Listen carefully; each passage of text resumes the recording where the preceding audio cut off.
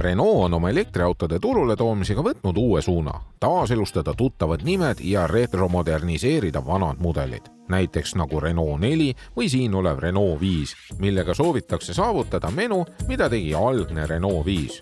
Öeldakse, et tolleaegne 5 oli omal ajal Renault päästja ja kõige mudel. Iseenesest uuel mudelil on juba hea algus, tegemist on aasta autoga.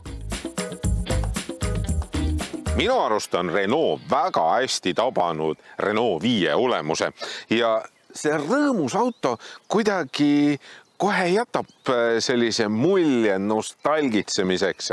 Igalt poolt leiad justkui teise põlvkonna Renault 5 selliseid detaile. No võtame näiteks kas või need Diva Voltid, mis siin on. Need on justkui teise põlvkonna Renault 5 turbolt, et siis auto oleks natukene maskuliinsem, jõulisem. Aga samas see must Diva kaar, mida ei saagi kerevärvi, võtab natukene sellist maskuliinsust, sportlikust maha ja jätab pigem võib-olla isegi sellise linnadžiibiliku mulje. Samuti leiab seda Renault teise põlvkonna 5 motiive näiteks tagatuledest ja ka isegi tegelikult need esituled on justkui sellised retromodernsed Renault 5 tuled. Nii et minu arvates väga mõnus, äge, selline lõbus, silmatorkav isegi võiks öelda, linnaauto. Ja no see kollane värv, see on väga vinge. Ja päikse käes on eriti hästi näha, kuidas siin on selline suur tera sees ja see sätendab. Lisaks on Renault teinud siia autole ka selliseid asju, mida poleks vaja teha olnud, aga nad tegid, sest nad said, sest see lisab jällegi emotsiooni. Näiteks see number 5 siin kapoti peal.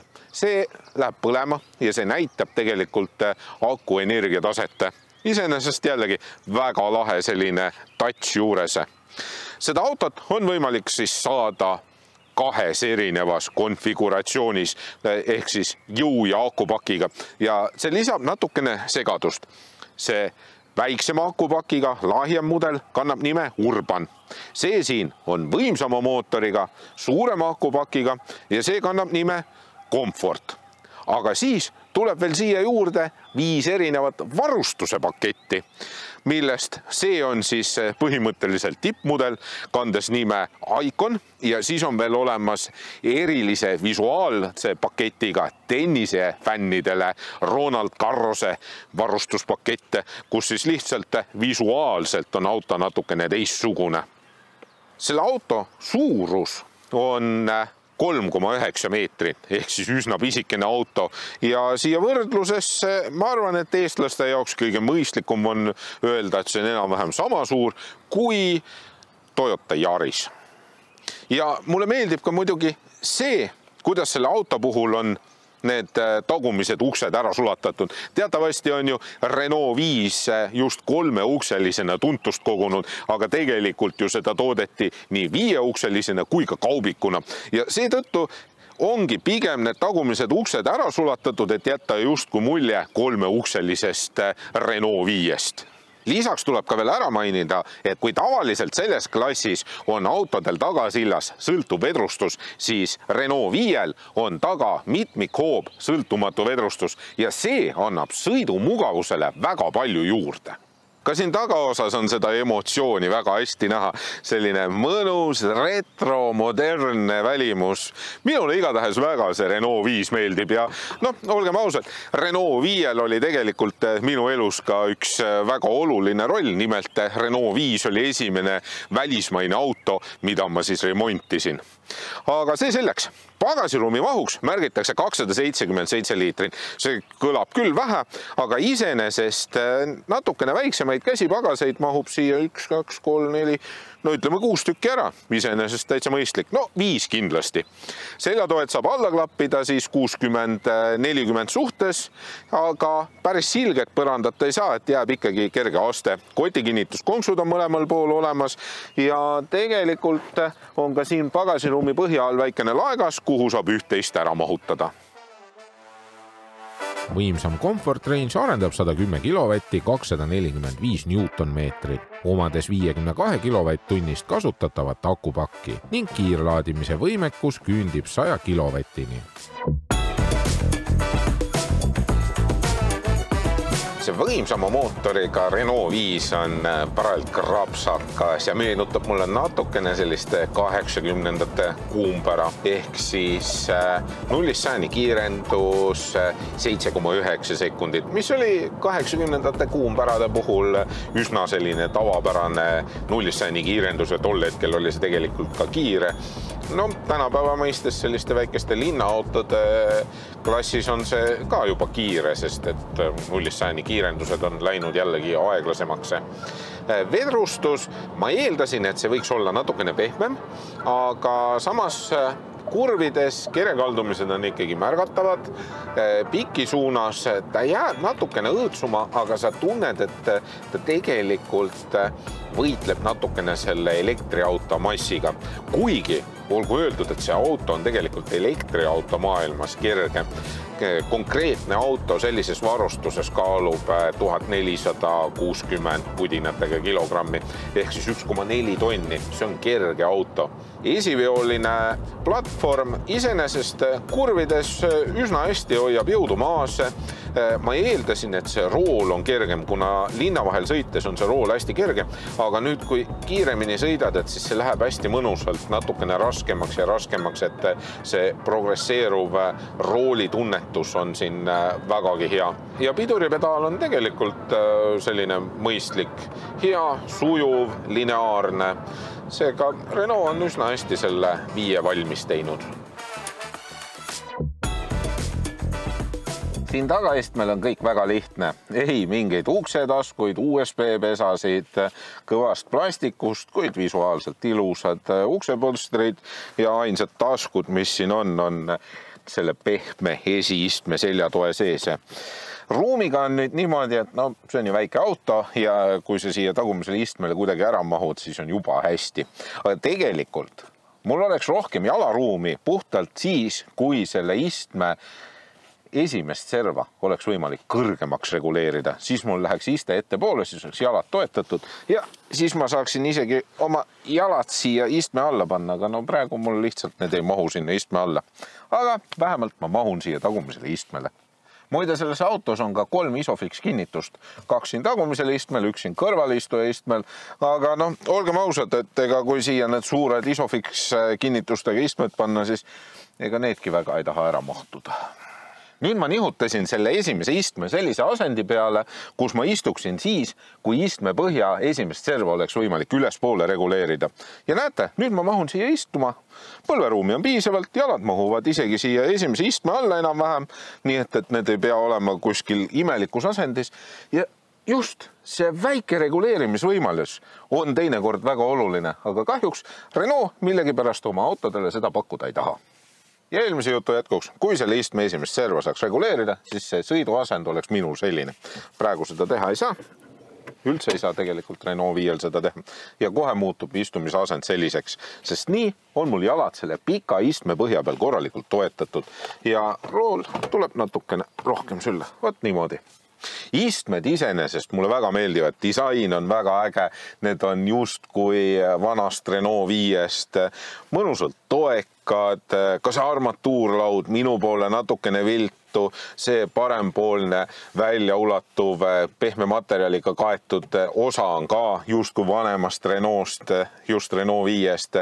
Nii et disaini poole pealt kõik väga äge ja materjalid kõik, mis siin on kasutatud, on vanadest plastpudelitest tehtud. Ka need ekraanid väga terava selge pildiga, selgelt loetavad, kõik väga hästi läbimõeldud, füüsilised nupud kliimaseadmele ka jällegi väga hästi läbimõeldud. Küll aga vajab siin harjumist see kangide rägastik ja eriti just siin paremal pool, sest siin kõige all on kang, kus saad multimeediat siis juhtida, siis on kojameeste kang ja siis on käigukang. Ja käigukangil ei ole parkasendit, seega sa pead käsipidurit siit alt ise rakendama. Seega see on asi, mis vajab harjumist. Samas, kui sa mootori välja lülitad ja üldse auto välja lülitad, siis see käsipidur rakendub automaatselt, aga ikkagi tahaks nagu mingit parkasendit või natukene teistsugust lahendust.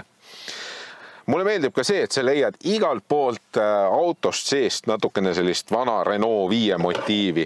Näiteks siit tuhatoosist siin on Renault 5 pilt ja siin kummi tasku peal on Renault 5 pilt ja kõik need laekad siin keskel on kummipõhjaga, et asjad ei koliseks. Kuigi siin käsipiduri nupu kõrval on selline tasku, kuhu ei oskagi nagu midagi panna. Võib-olla saab tikutoosid sinna panna. Aga see selleks. Multimeedia eestikeelse menüüga. Iseenesest tõlked on oluliselt paremaks läinud, selge, enam-vähem lihtne kasutatav, harvemist vajab muidugi see, et multimeedia käimapanemisnupp ja häälevaljuduse nupp on siia ülesse servale pandud ja neid ei leia kohe alguses kõige lihtsamini ülesse.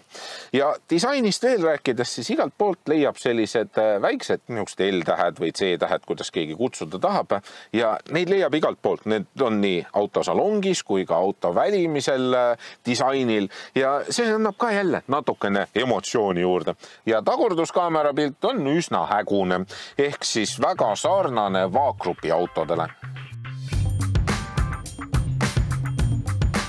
Renault 5 on pigem selline auto, millega sa saad Tartusse sõita, aga tema keskkond on ikkagi, ütleme näiteks nagu Tallinn ja selle lähiümbrus.